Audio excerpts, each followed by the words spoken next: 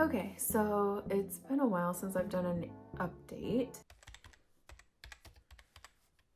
and it has taken the clinic 2 months to get all of my medical records. No, they didn't even get all my medical records. Some of the doctor's offices never sent anything to them, but since it was the clinics that I saw during my third, not the most recent pregnancy, I think it was the middle one. So since they have the most recent stuff, they went ahead and sent off my stuff to the fertility clinic that I'm going to be working with, that's not locally sourced. It's a local clinic, so it's probably 15-20 miles away from me. So once I get cleared from the fertility clinic, then I will be able to schedule my psychological eval, and I believe I'll be meeting with the same person that I met with before. She's super nice. I believe that's the name that I recognized.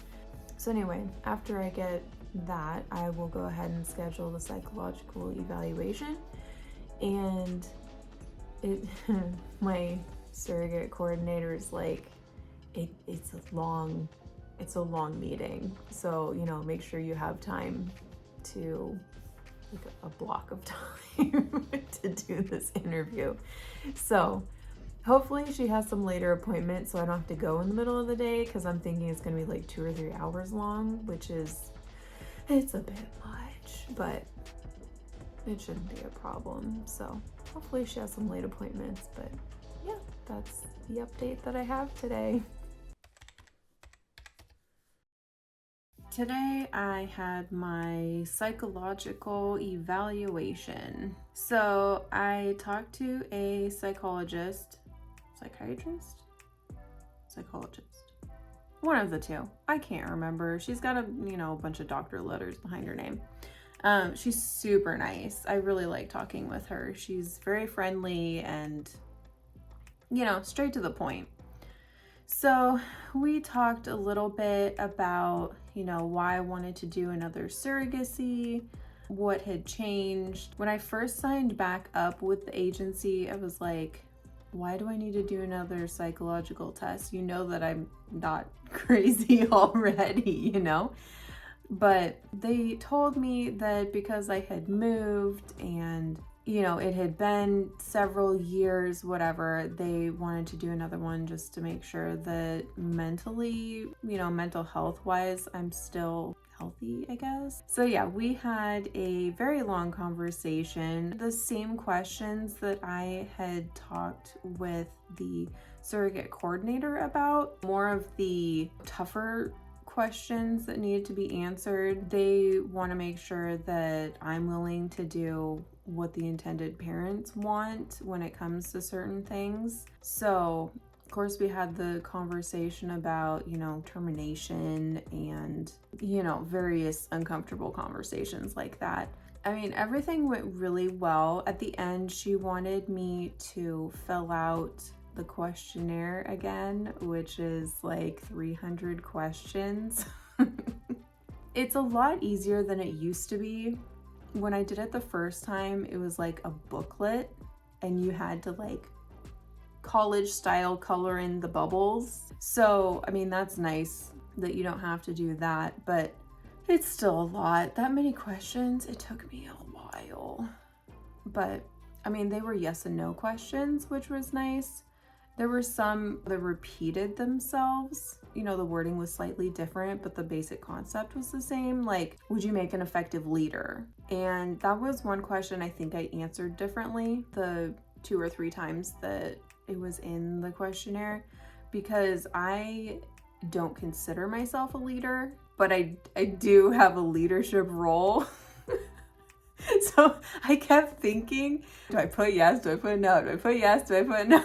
Because like, I don't like to lead, but I do. If it doesn't make sense. It really doesn't. At my church, we have a community outreach that I run that has 1 or 2 events every month where people can come and get kids items for completely free. Everything is donation based. It's basically like Goodwill, but everything's free. And we only take kids stuff. So people will bring in, you know, old bouncers or their clothes that the kids have grown out of, or shoes that don't fit anymore, or toys they don't want, or books, everything that kids need, with the exception of food. We don't take a whole lot of food. The like baby food and formula we do accept, but we always check expiration dates and then toss it when it's expired. So anyway, I'm the leader for that community outreach. So I am a leader, but I don't consider myself a leader. So that was one question that I might have answered differently throughout the test. But there were a lot of questions where I read it and I was like, what? No. Like, do you hear voices in your head? Do you think of harming yourself? Man, I can't think of some of the ones that were like, like there were some ones where there has to be a reason why they put it in the test. Someone had to have said yes once upon a time. So just the thought of some people saying yes to some of those things, I'm like, oh my. So the test portion of the psych eval was probably, I didn't really time it. I want to say like 45 minutes to an hour. And then her and I talked for about an hour.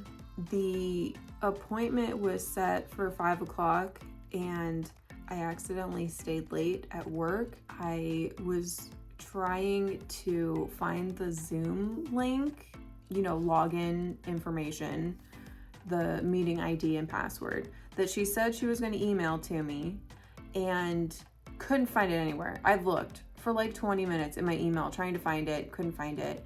And so on my way home, I ended up calling the surrogacy agency and I was like, hey, she said that she emailed this. I can't get a hold of her, because I tried calling her too. Couldn't get a hold of her. So they ended up calling me back, and I don't know how it happened, but for some reason her email just didn't come through. And she called me back and she's like, okay, I'm sending it again, check your email. And nothing. There was no email from her whatsoever. For some reason my email wouldn't accept her email. I don't really know. I don't understand. It wasn't in the junk. It was nowhere. It wouldn't come through. On her end it said it did, but on my end it never showed up. So I don't know why. Hopefully she doesn't need to contact me again, because she can't. She would have to call me. I think it went really well. I mean, I've done it before. I'm not even worried about it. So hopefully in the next couple of days I'll get some information whether I passed or not. It's a very interesting test that you have to take when you're an adult. So yeah, hopefully in the next couple of days I will hear either from her or from the agency to see if I passed or not. So fingers crossed. No, I'm just kidding. I'm not even worried about it. I passed.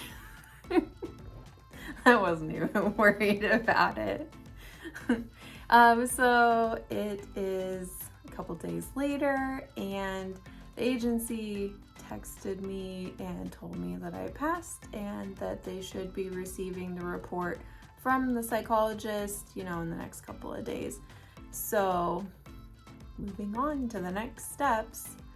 I'm still waiting for the fertility clinic to give me the go-ahead. It's been more than 2 weeks, so I'm not surprised that it's taking a little bit longer than the 2 weeks that they, you know, told me, but should be any day now. But yeah, the surrogate coordinator said I passed with flying colors, so see, not crazy.